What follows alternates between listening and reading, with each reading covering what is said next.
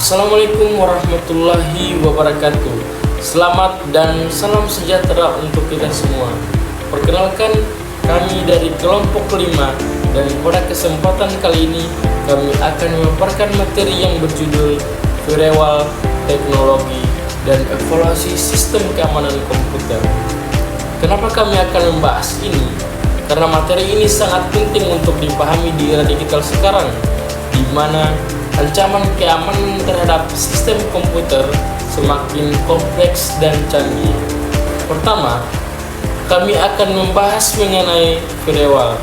Pasti teman-teman bingung apa itu firewall yang sebenarnya dan bagaimana cara kerjanya. Nah, firewall adalah sebuah sistem keamanan jaringan yang berfungsi untuk melindungi jaringan dari serangan luar. Hal ini bekerja dengan memantau akses masuk dan keluar jaringan, kemudian mengizinkan atau memblokir akses internet tersebut sesuai dengan aturan kebijakan yang telah ditetapkan. Firewall dapat berupa hardware, software, ataupun berbasis cloud. Hardware firewall terletak di perangkat fisik yang terhubung ke jaringan, seperti router ataupun switch. Software firewall itu terinstal pada perangkat terhubung ke jaringan, seperti komputer atau server. Sedangkan cloud firewall itu terletak di server yang terhubung ke internet dan diakses dari mana saja. Dengan menggunakan itu, kita dapat membatasi akses jaringan dan mencegah penyebaran virus dan malware serta mempercepat kinerja jaringan. Hal ini adalah salah satu elemen penting dalam keamanan jaringan yang harus diperhatikan agar jaringan kita terlindungi dengan baik. Selanjutnya kita masuk pada bagian cara kerjanya. Nah, di bagian ini itu terdapat 3 cara yang bisa dilakukan. Yang pertama yaitu adalah packet filtering atau stateless. Nah, hal ini menggunakan aturan tertentu untuk melihat boleh tidaknya suatu data masuk ke jaringan. Setiap package diperiksa secara sendiri-sendiri atau dalam isolasi.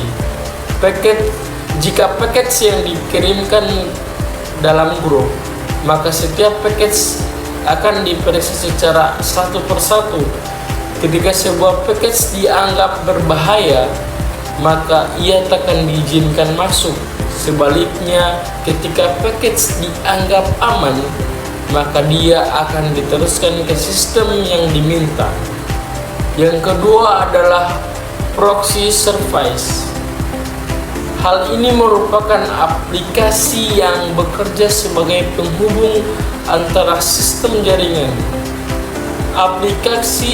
Aplikasi proxy berada di dalam dan bertugas untuk memeriksa package yang saling ditukarkan dalam jaringan. Sistem ini bisa dikatakan lebih efektif sebab semua informasi yang diperiksa secara tersentralisasi.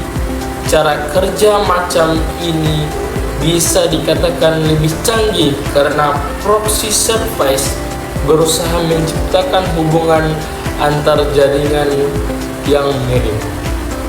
Proxy seolah menghubungkan jaringan secara langsung, padahal ia hanya berusaha mengcopy mekanisme yang mirip.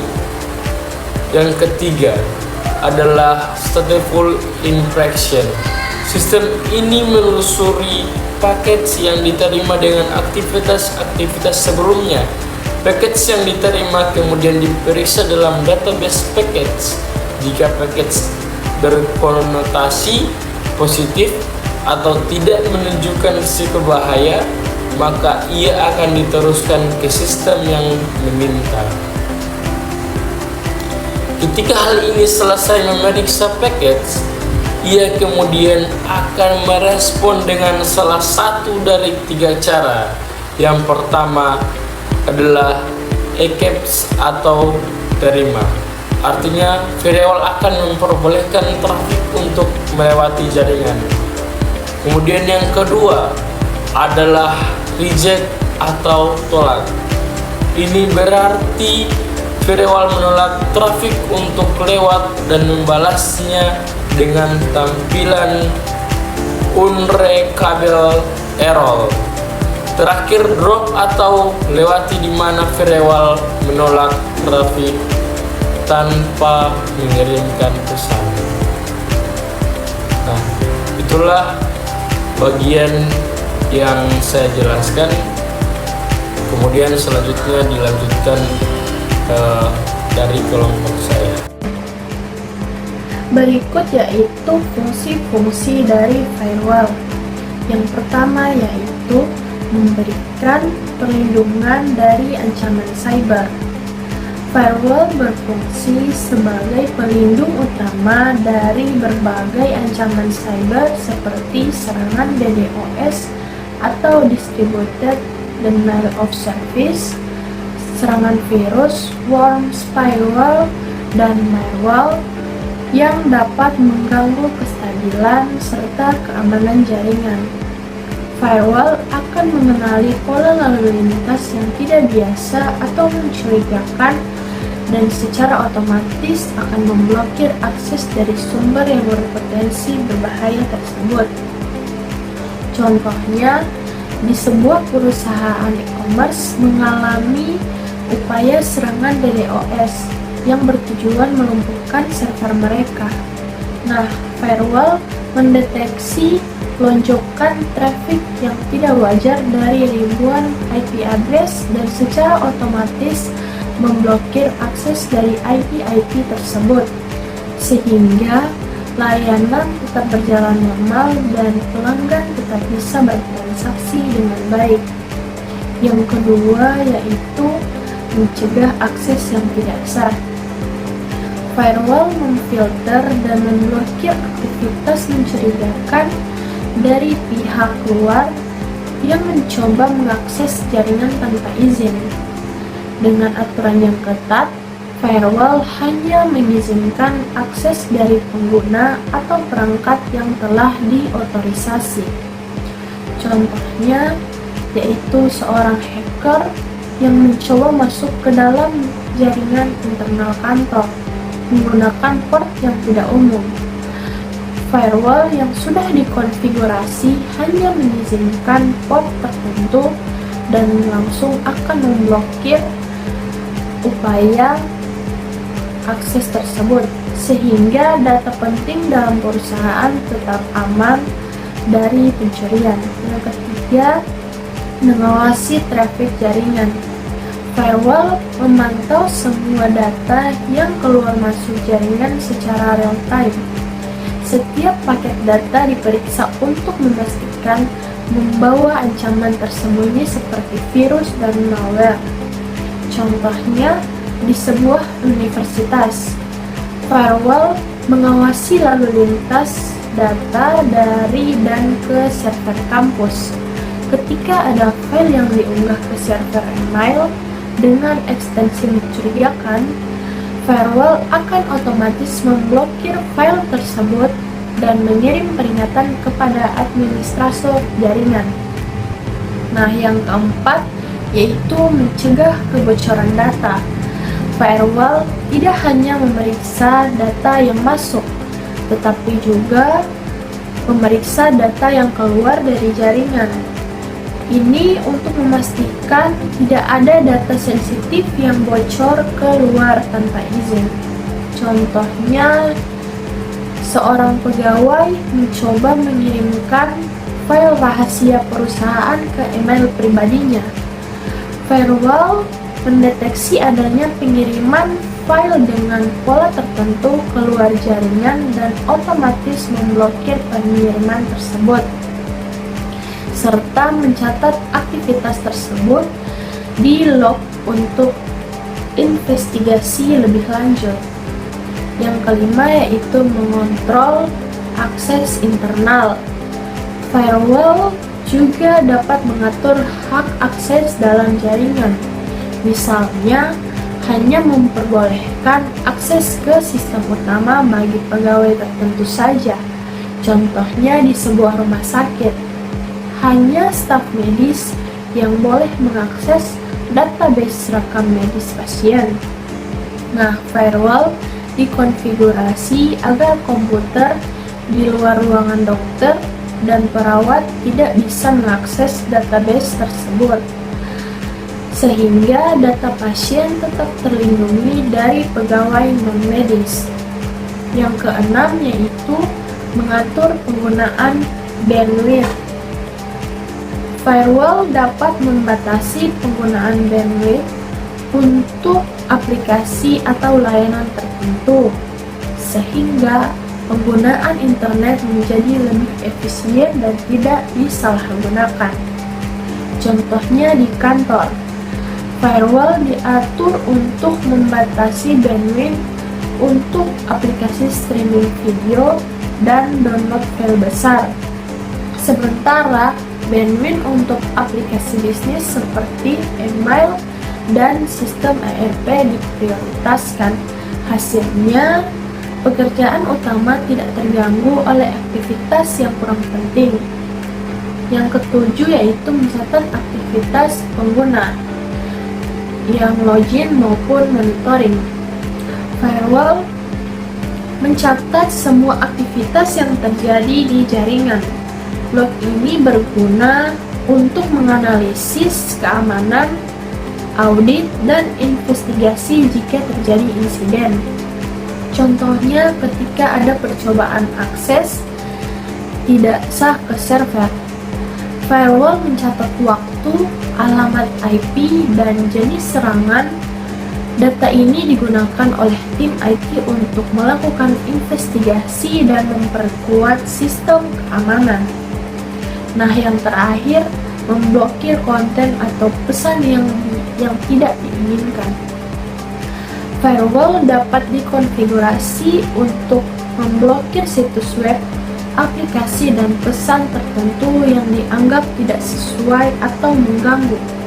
Contohnya, di sekolah mengatur firewall agar siswa tidak dapat mengakses situs media sosial dan game online selama jam pelajaran berlangsung, sehingga siswa dapat lebih fokus belajar dan jaringan sekolah akan tetap stabil. Firewall bukan hanya sekedar tembok pengamanan, tetapi juga bertindak sebagai pengawas cerdas yang aktif memantau, mengelola, dan mencatat setiap aktivitas data yang terjadi di jaringan. Dengan konfigurasi yang tepat, firewall akan melindungi data, menjaga produktivitas, dan memastikan keamanan jaringan dari berbagai ancaman cyber yang telah dan terus berkembang. Jenis-jenis firewall. Yang pertama, paket filtering firewall.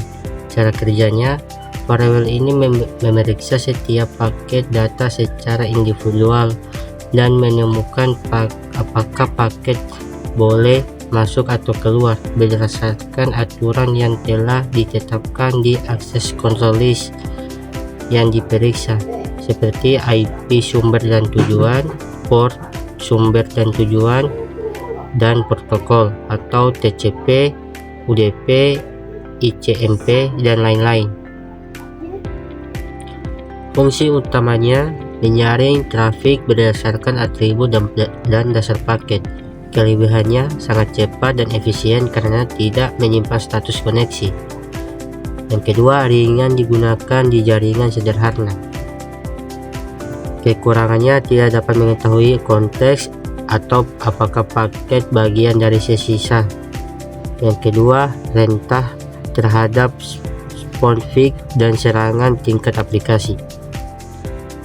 Contoh penggunaan biasanya ditemukan di router atau firewall awal untuk membatasi akses dasar, misalnya hanya mengizinkan trafik HTTP dan HTTPS. Jenis yang kedua adalah stateful invention firewall. Cara kerjanya, firewall ini tidak hanya melihat data pada header, tetapi juga menyimpan status sesi koneksi, membuat state table untuk melacak koneksi aktif, dan memastikan paket termasuk dalam koneksi sah yang diizinkan. Fungsi utamanya memastikan bahwa setiap paket bagian dari komunikasi yang valid. Kelebihannya lebih aman daripada paket filtering. Yang kedua, mampu mengenal dan memblokir koneksi mencurigakan. Kekurangannya lebih kompleks dan membutuhkan lebih banyak sumber daya. Yang kedua, kurang cocok untuk jaringan besar dengan beban tinggi jika perangkat tidak memadai. Contoh penggunaan: digunakan di firewall perusahaan untuk memantau koneksi internal dan eksternal secara efisien. Jenis yang ketiga, application level gateway. Cara kerjanya bertindak sebagai perantara antara pengguna dan server tujuan. Firewall menerima permintaan dari klien, memprosesnya, lalu meneruskan ke server, dan sebaliknya ia memahami protokol seperti HTTP, FTP, dan SMTP. Fungsi utamanya memeriksa dan menyaring trafik berdasarkan konten aplikasi. Kelebihannya mampu memfilter konten berdasarkan misalnya malware dalam lampiran email. Yang kedua, dapat menyembunyikan alamat IP pengguna untuk melindungi privasi. Kekurangannya memperlambat koneksi karena proses inspeksi lebih dalam. Yang keduanya, membutuhkan konfigurasi lebih rumit. Contoh penggunaan: digunakan di institusi pemerintah atau bank yang membutuhkan keamanan tinggi pada level aplikasi. Jenis yang keempat, circuit level gateway. Cara kerjanya, firewall ini tidak melihat isi data, melainkan memeriksa apakah koneksi TCP dan UDP sah. Ia bekerja di lapisan transport atau session dan membuat koneksi virtual antar klien dan server. Fungsi utamanya menyembunyikan jaringan internal dan memverifikasi sesi komunikasi. Kelebihannya efisien dalam memverifikasi koneksi.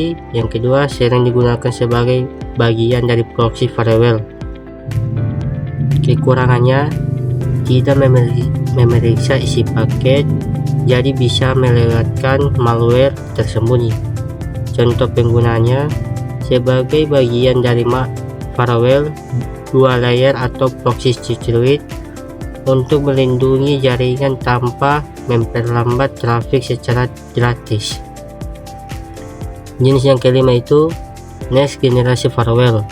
Cara kerjanya, NGFW menggabungkan berbagai teknik firewall modern termasuk packet filtering, stateful invention, deep packet invention, kontrol aplikasi, IPS atau Intrusive Prevention System. Yang terakhir, enkripsi, SSL, dan encryption.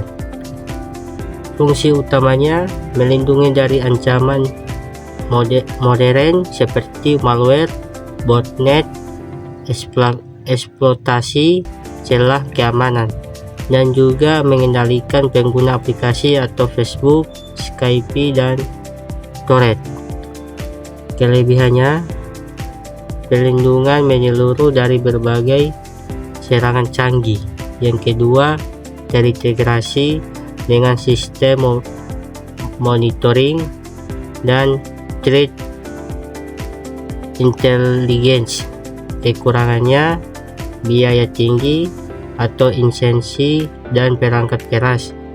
Yang kedua, butuh tim IT yang berpengalaman untuk mengelola. Contoh penggunaannya di perusahaan besar, kampus, atau organisasi yang menangani data sensitif seperti rumah sakit atau perusahaan keuangan. Jenis yang keenam, software firewall. Cara kerjanya, firewall diinstal sebagai aplikasi di sistem operasi. Ia melindungi perangkat dari lalu lintas masuk dan keluar. Kelebihannya mudah dikonfigurasi penggunaan. Yang kedua, gratis atau sudah terpasang di OS. Jenis yang ketujuh, hardware firewall. Cara kerjanya, firewall fisik yang biasanya ditempatkan di antara jaringan internal dan internet. Ia mengatur lalu lintas seluruh jaringan. Kelebihannya sangat efektif untuk skala besar. Yang kedua, tidak membebani komputer klien. Kekurangannya biaya tinggi untuk perangkat dan pemeliharaan. Yang kedua, memerlukan keahlian dalam pengaturan jaringan. Jenis yang ke-8, cloud-based firewall. Cara kerjanya, firewall berbasis cloud yang difungsikan oleh penyedia layanan, lalu lintas jaringan dialihkan ke penyedia untuk difilter, lalu diteruskan kembali. Kelebihannya mudah digunakan secara global tanpa instalis perangkat fisik. Yang kedua, skalabilitas tinggi, cocok untuk remote working. Kekurangannya, ketergantungan pada internet dan penyedia layanan. Yang kedua, potensi masalah privasi jika tidak dipilih dengan tepat. Contohnya Zscaler, Palo Alto Prisma Access, Cloudflare Gateway. Jenis yang ke-9, virtual firewall. Cara kerjanya, firewall ini berjalan dan di lingkungan virtual atau VM atau kontainer, dan digunakan untuk mengamankan lalu lintas antar mesin virtual. Kelebihannya sangat fleksibel, cocok untuk cloud dan data center modern. Yang kedua, dapat disesuaikan dengan beban kerja dinamis. Kekurangannya bergantung pada infrastruktur virtual, pengaturan bisa kompleks. Evaluasi sistem keamanan komputer. Evaluasi sistem keamanan komputer adalah proses penilaian menyeluruh terhadap efektivitas pengamanan sistem informasi dan jaringan komputer dalam melindungi data dan sumber daya dari ancaman dan kerentanan. Evaluasi sistem keamanan komputer bertujuan untuk mengukur efektivitas perlindungan terhadap ancaman dan kerentanan. Evaluasi sistem keamanan komputer tidak hanya dilakukan sekali saja, melainkan harus menjadi proses yang berkelanjutan. Ancaman dan teknologi harus terus berkembang, sehingga sistem yang sebelumnya dianggap aman bisa menjadi rentan di kemudian hari. Oleh karena itu, organisasi perlu menjadwalkan evaluasi secara berkala, baik audit internal maupun dengan melibatkan pihak ketiga yang independen. Evaluasi berkelanjutan membantu memastikan bahwa sistem keamanan tetap selaras dengan kebutuhan operasional dan dinamika ancaman terbaru. Salah satu metode yang umum digunakan dalam evaluasi adalah penetration testing atau uji penetrasi, yaitu simulasi serangan terhadap sistem untuk mengidentifikasi titik lemah dari perspektif seorang penyerang. Metode ini sangat efektif untuk menemukan kelemahan yang tidak terdeteksi selama proses pengembangan.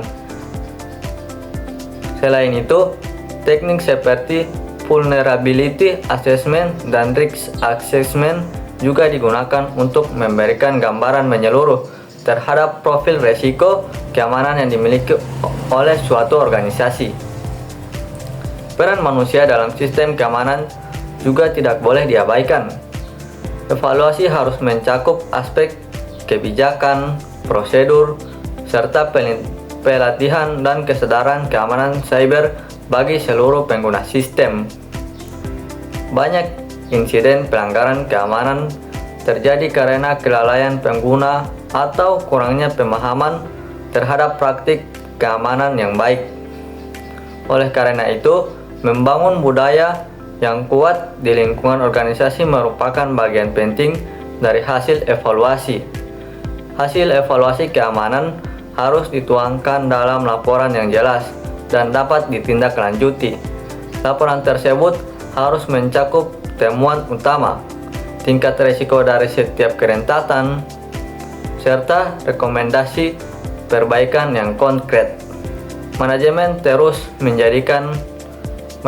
harus menjadikan hasil evaluasi ini sebagai dasar untuk mengambil keputusan strategis dalam investigasi keamanan TI dan pembangunan kebijakan baru.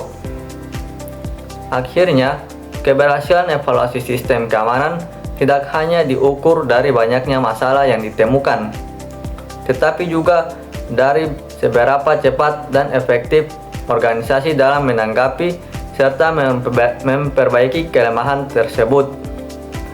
Keamanan bukanlah kondisi statis, melainkan proses yang dinamis. Evaluasi yang baik mampu meningkatkan ketahanan sistem, memperkuat kepercayaan pengguna, dan memastikan keberlangsungan layanan di tengah tantangan dunia digital yang semakin kompleks. Terus ada aspek penting dalam evaluasi sistem keamanan komputer. Yang pertama yaitu akses kontrol sistem.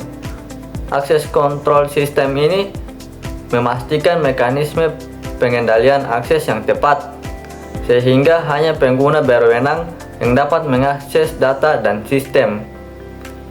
Yang kedua, telekomunikasi dan jaringan, yaitu untuk menilai keamanan komunikasi data dan proteksi jaringan dari serangan eksternal maupun internal. Yang ketiga yaitu pengembangan sistem aplikasi. Pengembangan sistem aplikasi ini untuk memeriksa keamanan pada tahap pengembangan aplikasi agar tidak ada celah yang bisa dimanfaatkan penyerang. Yang keempat, kriptografi, yaitu untuk evaluasi penelitian enkripsi untuk menjaga keberhasilan dan integritas data. Yang kelima, arsitektur sistem informasi,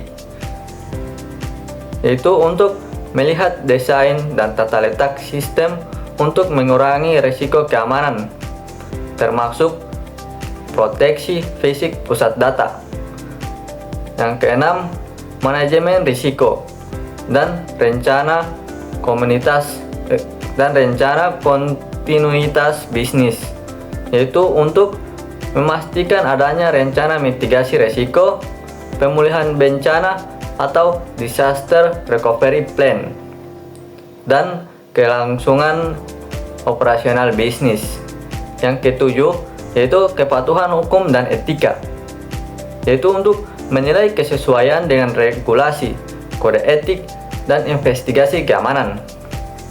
Terus bagian B ada penyebab kerentanan.